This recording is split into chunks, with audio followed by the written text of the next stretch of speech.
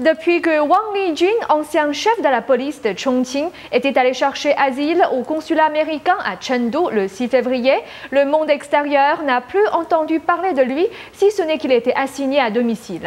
Et récemment, plusieurs médias à Hong Kong ont mentionné une source selon laquelle le crime de trahison de Wang Lijun a été jugé à la cour intermédiaire du peuple de la ville de Chengdu le 13 août. Et comme l'affaire implique des secrets d'État, l'audience n'a pas été ouverte au public. Toutefois, la cour intermédiaire du peuple de Chengdu l'a nié et a déclaré aux médias que l'affaire n'avait pas encore été entendue. Étant donné que les cas de Wang Lijun et de Gu Kailai ont à voir avec les prélèvements d'organes sur personnes vivantes, qu'il y ait ou non un développement plus dramatique que la défection de Wang Lijun, des gens de tous milieux observent la situation de près.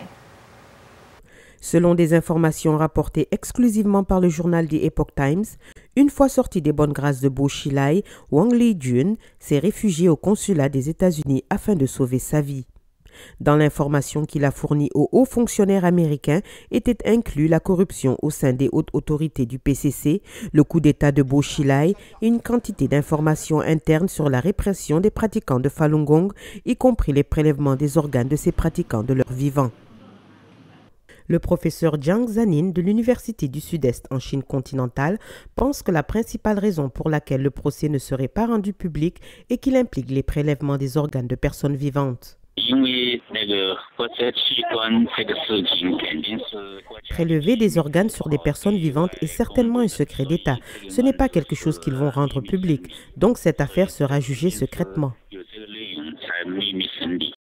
Le commentateur d'actualité Hank He pense que même si le cas de Wang Lijun a été jugé, ça ne peut pas être un procès ouvert.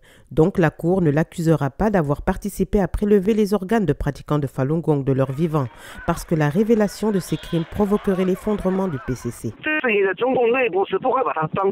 Ce ne sera pas traité comme un crime au sein du PCC, sinon tous les fonctionnaires des systèmes médicaux et judiciaires impliqués dans la persécution du Falun Gong seraient tous jugés.